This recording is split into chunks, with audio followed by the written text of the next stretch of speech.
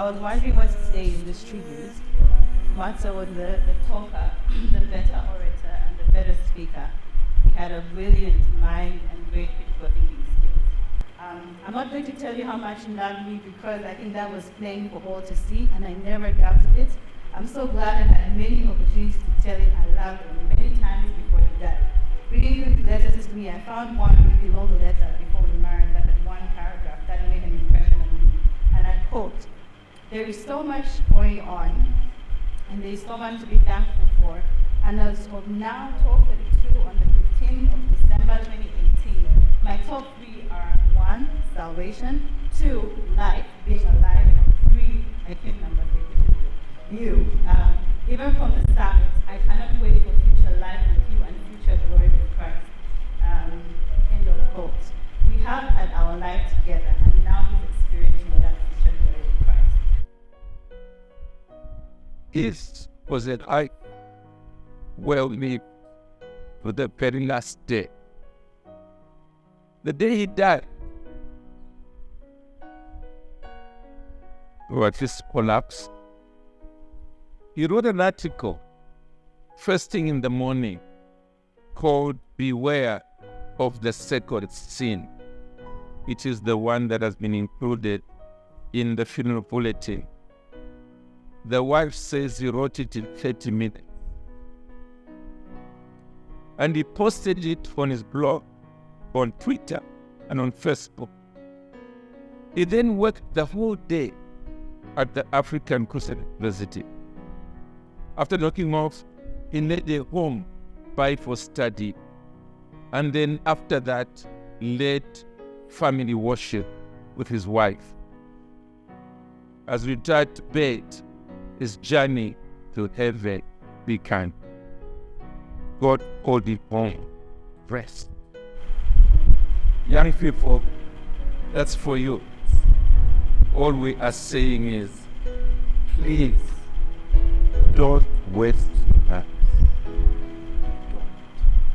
What love Sonile. Soon after going to Copperbelt University, the family heard about a drug called Sonile he fell head over heels for. Sonile was not as enthusiastic about him in those earlier years, and that made us unenthusiastic about her. Sonile, we love you. Thank you for having been such a helper suitable for Mwansa. He loved you from the very first day he saw you, all the way to the wedding day on December 28, 2019, and loved you even more as his wife for almost 4 years. As he has put on Twitter, now called X, he was, and I quote, a Christian first, Sonile's husband second, the rest we can discuss later. End of quote.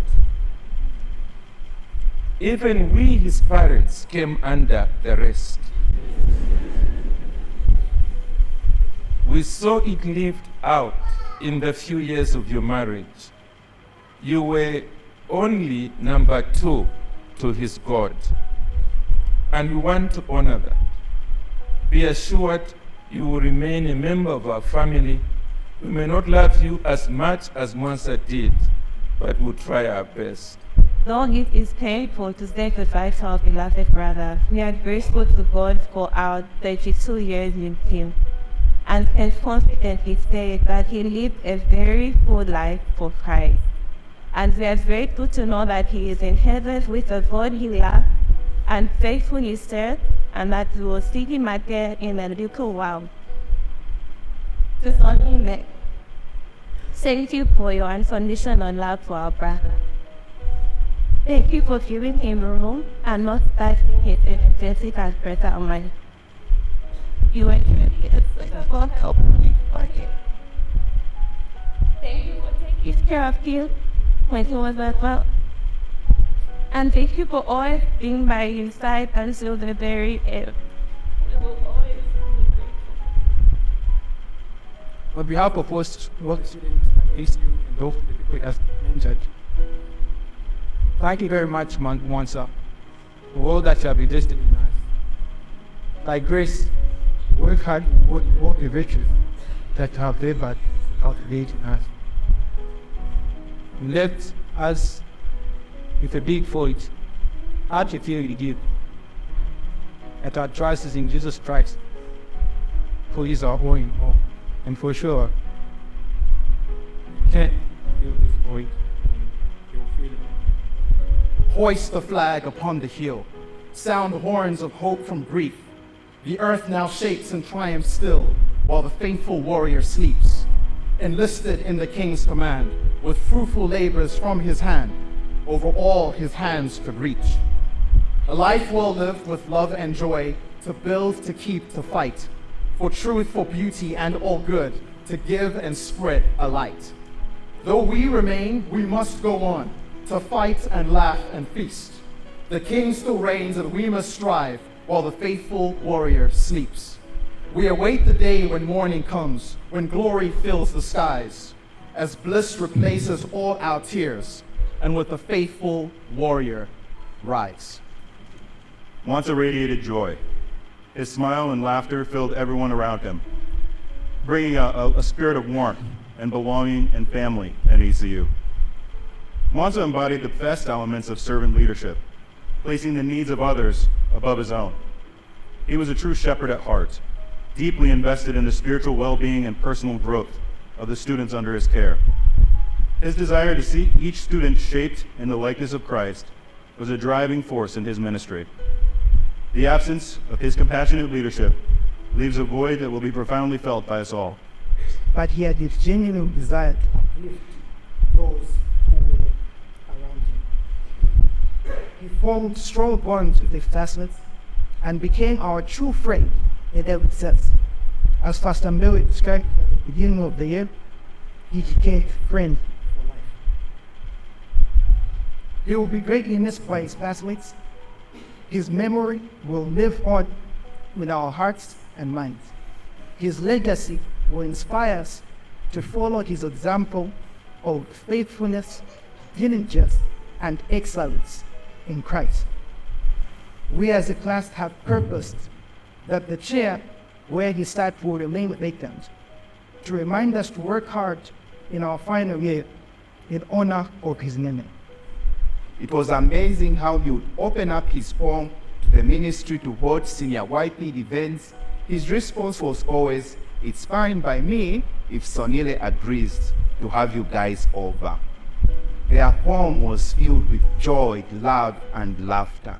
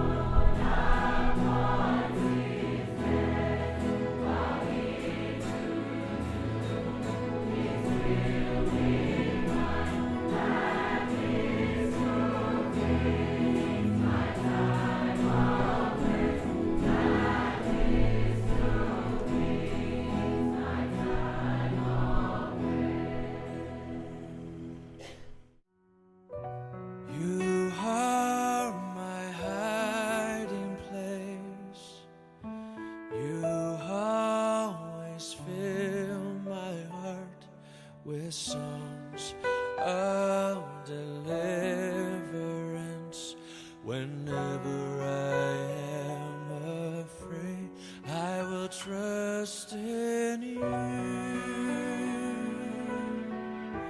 I will trust in you.